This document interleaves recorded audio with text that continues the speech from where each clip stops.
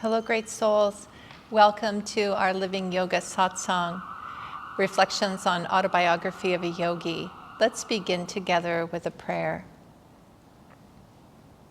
Heavenly Father, Divine Mother, friend, beloved God, great masters of self-realization, Jesus Christ, Babaji Krishna, Lahiri Mahashaya, Swami Sri Yukteswar, and Paramhansa Yogananda Ji, saints of all religions, friend and guide Swami Kriyananda, we humbly bow to you all. Guide us in our time together as we study and reflect upon this sacred book, the power of the masters present in these pages, the treasures offered us. May we receive the wisdom we need, the power and grace to take our next step spiritually. May we be able to practice with a sense of hope, promise, and joy. And may we share the light that we receive with all. Om. Peace. Amen. Okay, so we're returning to chapter 30, the Law of Miracles. And last week I was talking a lot about the astral anatomy, the chakras, and in the yogic teachings, how the material realm comes into manifestation. So just kind of a preliminary, a foundation for what Yogananda shares in this chapter about what are miracles. And in essence, what he's saying in the chapter is that when we, what masters demonstrate to us, self-realization, the realization of who we are in our essence and mastery over the physical realm. So one of the things that Yogananda said, and he talks about in this chapter, is our essence is pure light. We are a perfect expression in our essence. Our soul nature is divine in power. And so masters, they know who they are as a soul. They feel perfect attunement with the divine, and they're able to work with the material realm consciously to bring things into physical manifestation and also to dissolve things. So they understand how to work with the astral anatomy. They have transcended it, and that's what liberation means in the teaching of yoga. So at the beginning of the chapter, Yogananda recounts a beautiful story that was written by Leo Tolstoy, and then it had been summarized by a friend of his, Nicholas Roerch, and it's called The Three Hermits. And the story, there's a footnote in Autobiography that says this may actually be based on a historical story. It's something that actually did happen. And with the hermits, they're very simple, and they live off on an island. They're very devotional. And the bishop of the region decides to go and visit them. And when he visits them, he's appalled to find just how simple they are. I mean, he knew they were simple hermits, but their prayer is what he considers not up to standard. It's a little too humble, a little too basic. So I want to see if I can find the prayer. We are three, thou art three, have mercy on us. That's what they would say every day. We are three, thou art three, have mercy on us. And great miracles were manifested through this naive prayer, is what Yogananda says here. So the bishop, though, feels like, oh, this won't do. You really need to understand a more dignified way of praying. So he teaches them some formal prayers and tells them, this is the proper way to pray. You should pray like this. And they're very devotional and humble and receptive. They're happy to learn a new way of praying. So they practice the prayer. And the bishop says, okay, so he leaves. He gets in his boat and he sails away. And then he's on the water leaving. And he notices in the distance a great light coming toward him. And, it catches him by surprise. What is this great light? As the light gets closer, he realizes it's the three hermits. They're holding hands and they're running across the water to him. And they get to his boat and they say, "Sir, we've forgotten the prayer that you taught us. Could you please tell it to us again? We want to pray correctly." And the bishop, observing their great spiritual power, says to them, "Never mind. Continue with the prayer that you've been practicing. Forget about what I offered you. Just go back and live the same way that you've been living. There's nothing needs correction here." So it's a beautiful story that Yogananda begins the chapter with to remind us that when we live in attunement, when the heart is pure, we get closer to our own divine essence, and we're naturally able to access divine power. So he starts out the chapter this way. He then goes in to talk about Newton's law of motion and how it relates to Maya, and he talks about the sciences and what we've discovered thus far, that the ancient yogis and rishis, that the text of yoga is timeless. I mean, we've talked earlier in this book about the yugas and the cycles of the yugas. In the teaching of yoga, what we consider it was an advancement. But we're in a rising age of when we learn to write and communicate with writing. But it's a much higher form to communicate telepathically. So, that masters can do that, right? We have that capacity within ourselves. What I find inspiring in reading through the chapter is it calls to mind miracles that I've seen in my life and that others have shared with me about their life. They happen. That's something and that Yogananda says, in fact, at the very beginning of Autobiography. I'll see if I can find this quote. The very start. We'll see if it's on the first chapter. I can remember it if I can't quote it. Okay, I can't find it, so I remember what it is. But in essence, what Yogananda says is that unless we see miracles, we won't believe in the power of God. So there's a combination in the spiritual journey, because Yogananda also says later that the path to God is not a circus. So we don't want to be looking for spiritual phenomenon to always validate our experience of the divine. That being said, it's not uncommon to experience what feels absolutely miraculous, because in terms of the material realm, we can't explain it. How did that happen? Asha has a beautiful book called Cared For and Protected that she collected stories, true stories of devotees, many people within Ananda. I don't think all of them are stories from people from Ananda. But she had heard, she just did some research and she asked people if they had experienced something miraculous and wrote down these stories as they were told to her.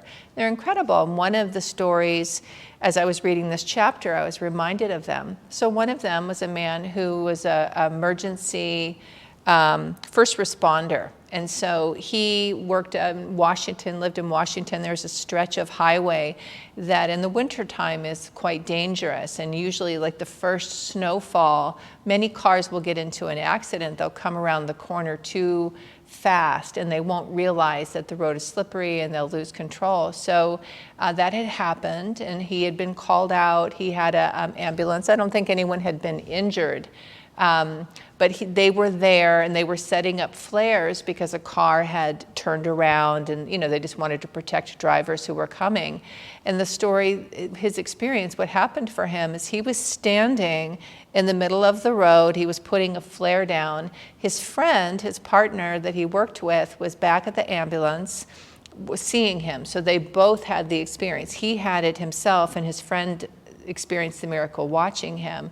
He was laying down a flare when a car came speeding around the blind corner, right at him. And he was right in the way of it. I mean, there was no way to get out of the way of that car. And then suddenly, he was standing on the side of the hill.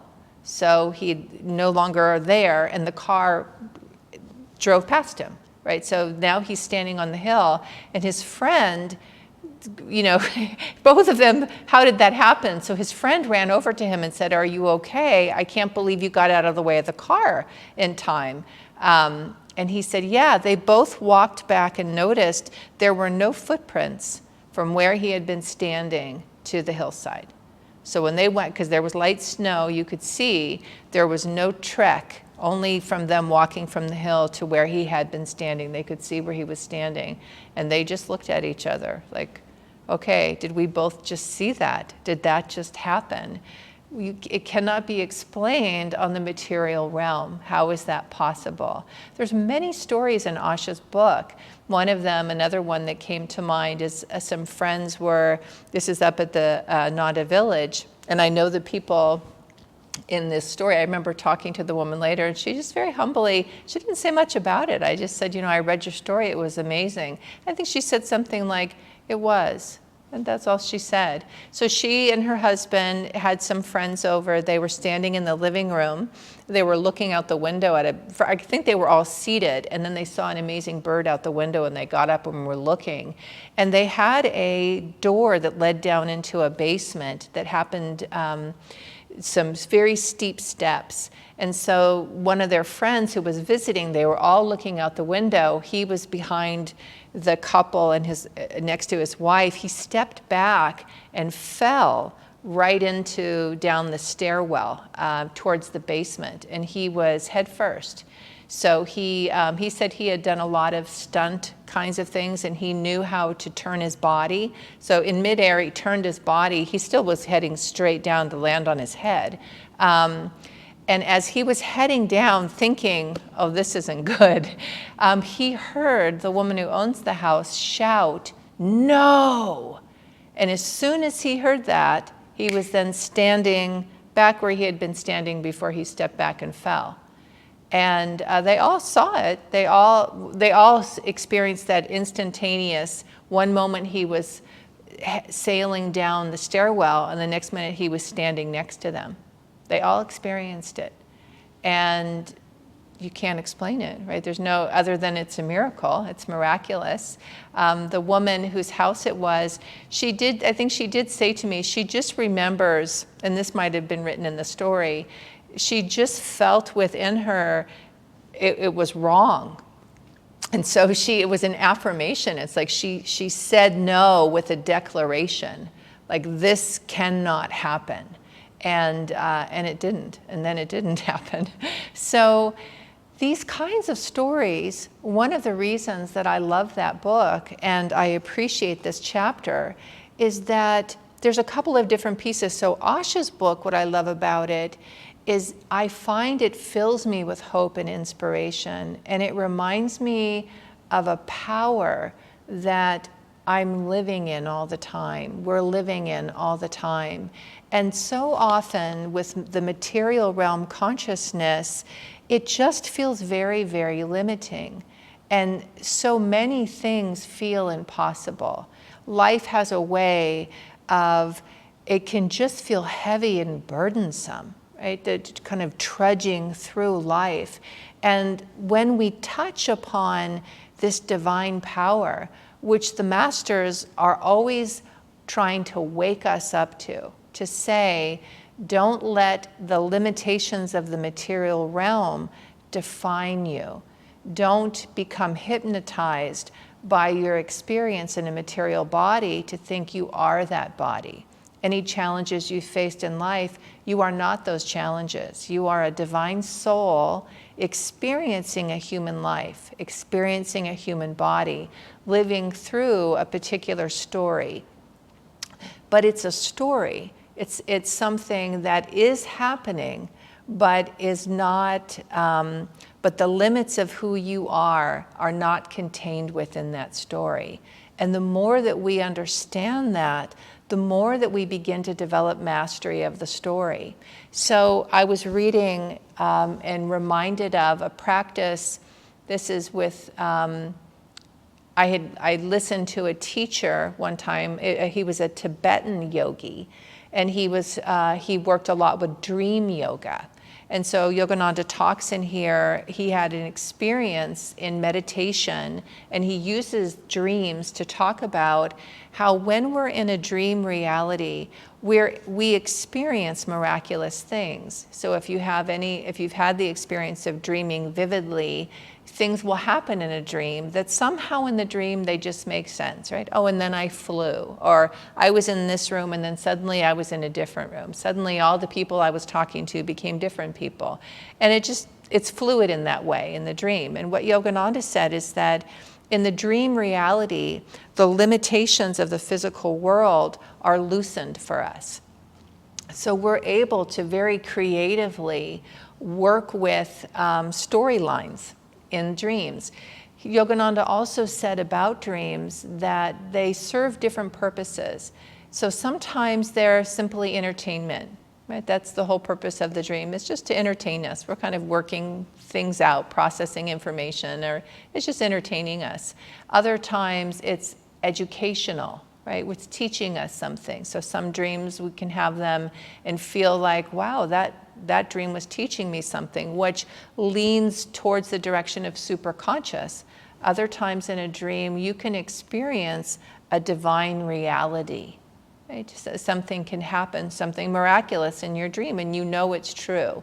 One of the ways to evaluate that is it's said that in a superconscious state, everything is much more magnified and clear. It's not, dreams tend to, they can have a, sometimes you call it a dream-like quality. They're not as crystal clear. So a superconscious dream would be more clear, more precise, more exact. It has a quality and power to it that feels true. So that's how you would know. But the idea here, when I was mentioning this Tibetan yogi, what he was saying, he was talking about lucid dreaming. So lucid dreaming is when you're able to change your dream while you're having it.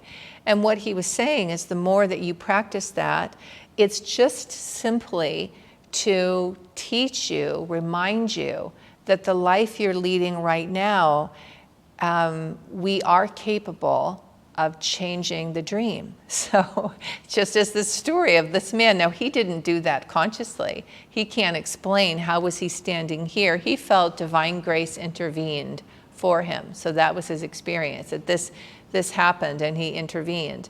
The other story, again, the woman I spoke to, she was very humble about it, but it felt clear that she actually intervened, right? Her soul spoke and the divine responded to that. There was a declaration in the way that she said, no, this cannot happen, and it didn't happen.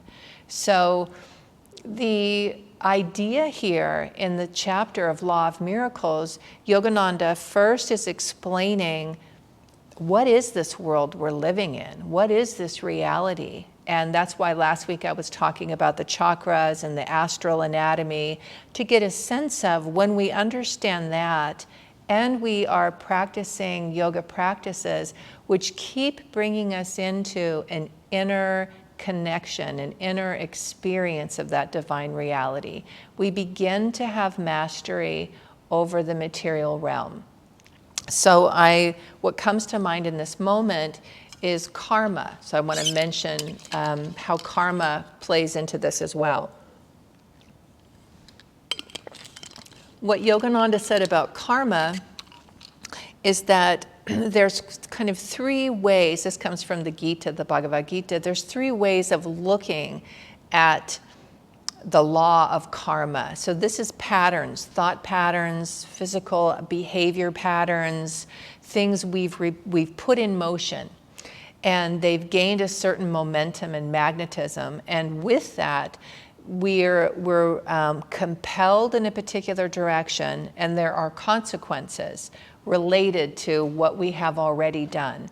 So in terms of karma, and working with karma, some karma is almost finished, and it really doesn't take much effort for us to dissolve that karma. So it's considered like a puff of smoke. You just blow on it and the karma's dissolved. You know, you might have had an experience like that. You kind of start to head in a direction of a pattern and you think, no, I don't want to do that. That's not right. I don't want to give any energy to that. That's all you need to do. And you're not giving any energy to that. You just correct the course and go in a different direction.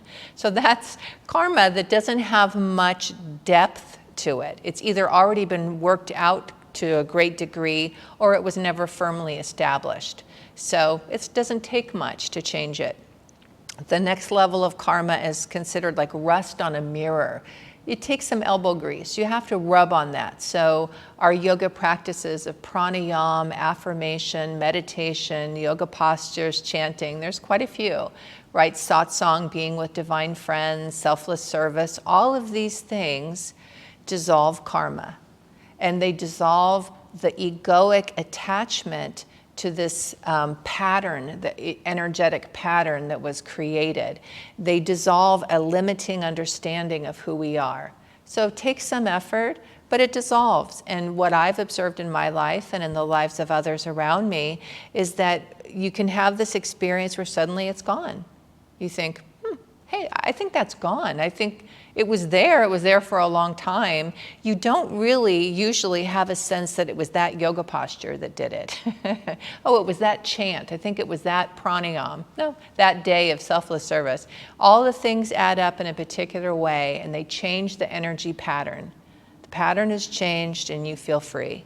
You're free from that karma and you can really feel it. Now, Yogananda said, be careful. Don't test those waters. So for example, if sugar has been an issue and you feel free from it, right? But it's better for you to not have any sugar, right? Better to stay away from it completely than play with it. Oh, let me see how free I am. Sometimes you just feel like you have to. That experience of like, am I free? Am I not free?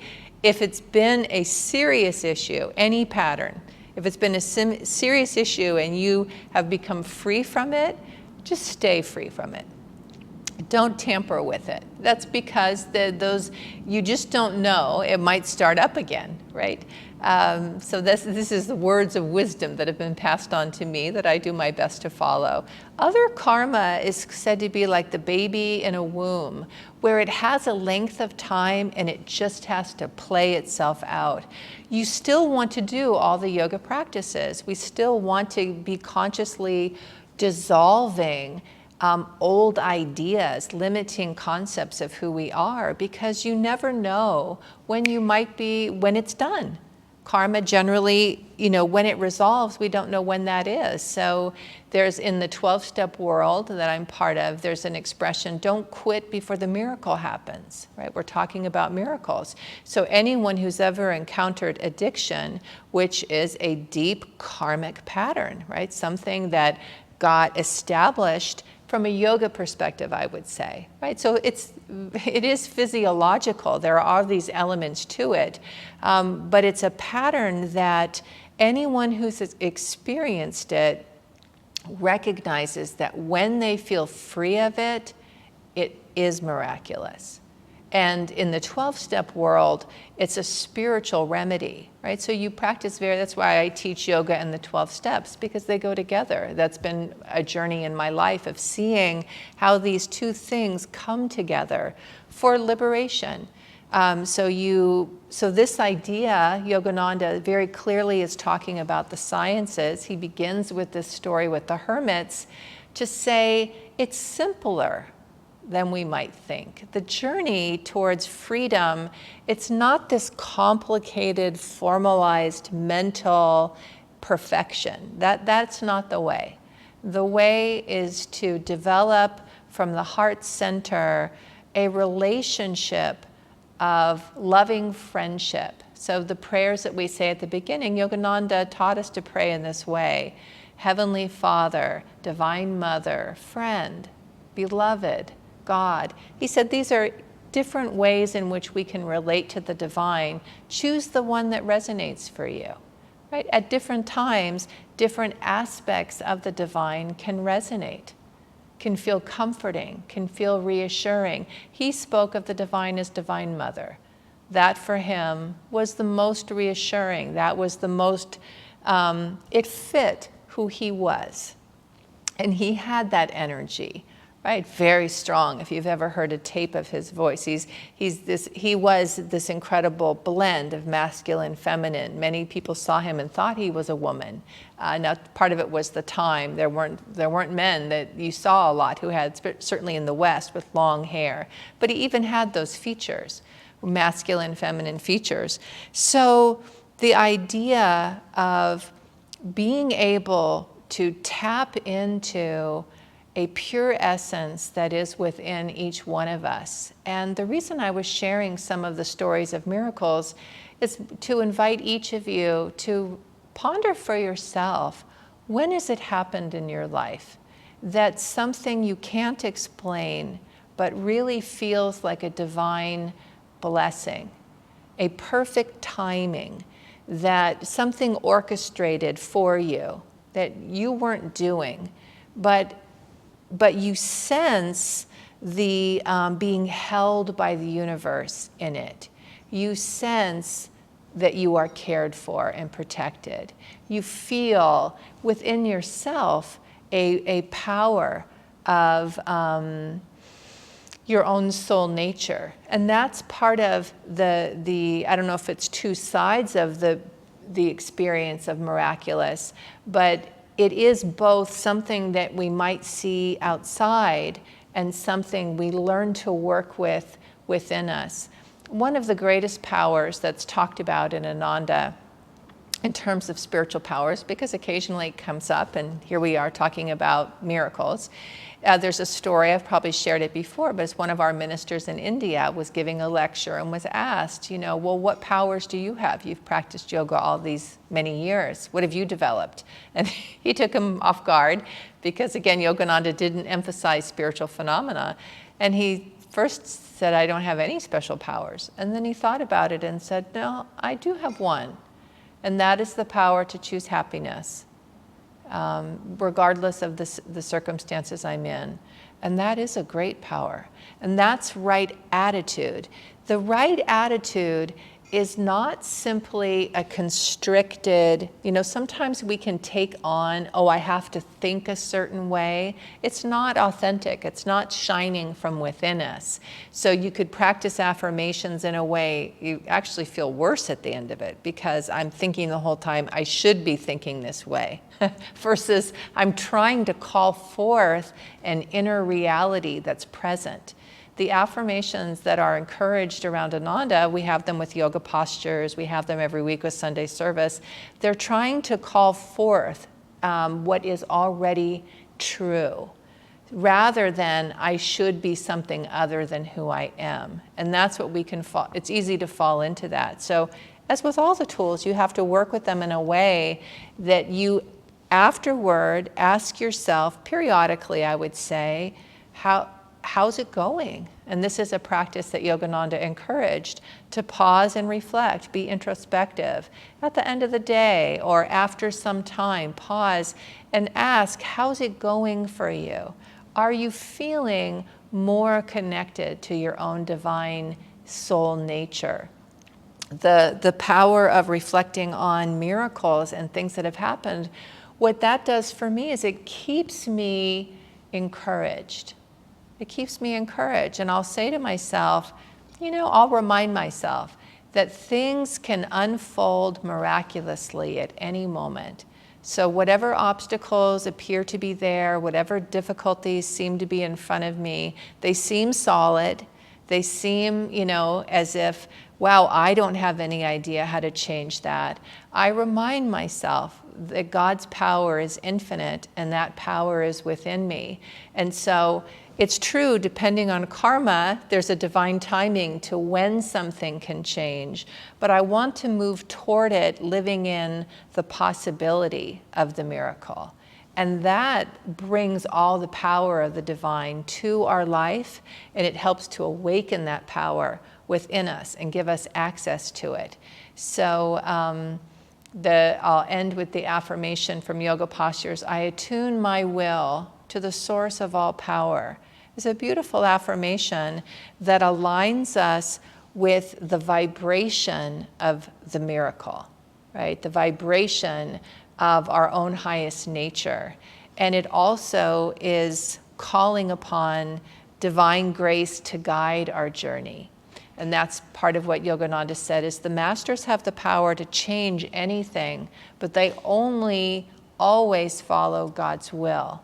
So whatever they do, they are doing it in attunement, in alignment with the divine. I attune my will to the source of all power, and then see what happens in your day. See if you feel just a little bit more connected to your own divine self in that practice. Okay, great souls, good to be with you today. Wishing you many blessings. Don't quit before the miracle happens. And look forward to seeing you again.